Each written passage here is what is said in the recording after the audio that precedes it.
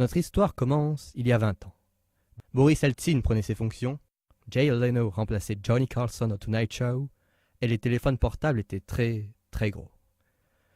C'est en août 1991 qu'un étudiant en informatique de 20 ans, nommé Linus Torvald, s'est assis devant son écran à Helsinki pour envoyer un des plus célèbres messages de l'histoire de l'informatique.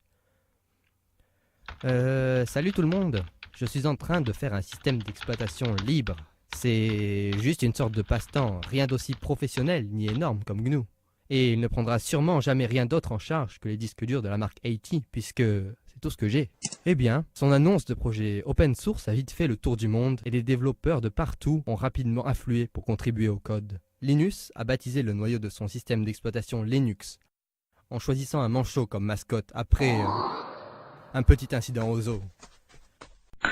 Et il a pris assez vite une décision qui allait être déterminante pour l'avenir de Linux, autant que sa technologie même. Il a choisi la licence GPL, créée par un visionnaire nommé Richard Stallman. Le noyau Linux, accompagné de la licence GPL et d'autres composants GNU, ont révolutionné l'industrie informatique avec une liste de libertés très simple, mais absolument fondamentale. La liberté d'utiliser le logiciel comme on le souhaite. La liberté de modifier le logiciel pour l'adapter à ses propres besoins. La liberté de partager le logiciel avec ses amis, ou ses voisins, ou n'importe qui. Et la liberté de distribuer les modifications qu'on a faites. Ces principes radicaux ont propulsé la diffusion de Linux partout dans le monde, et de façon un peu paradoxale, Linux, qui était une expérience d'amateur, est devenu la base d'un vaste écosystème commercial qui se développe.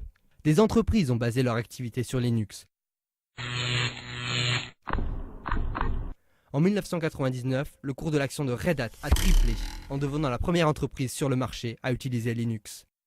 Cette même année, IBM a dépensé $1 milliard pour améliorer et promouvoir Linux. Does he have a name? His name is Linux.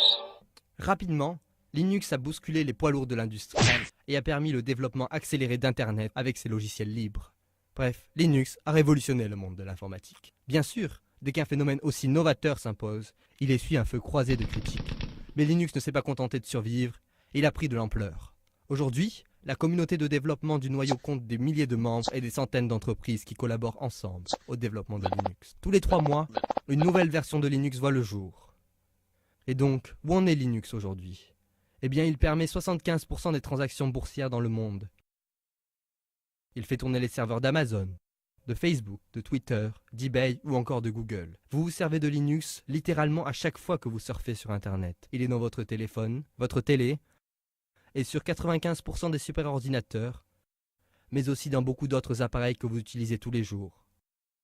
Linux est partout. Et au fait, qu'est devenu le programmeur d'Helsinki par qui tout a commencé ? Eh bien, aujourd'hui, il orchestre le travail de cette armée mondiale de développeurs depuis le bureau de sa maison à Portland, en Oregon, en tant que membre de la fondation Linux.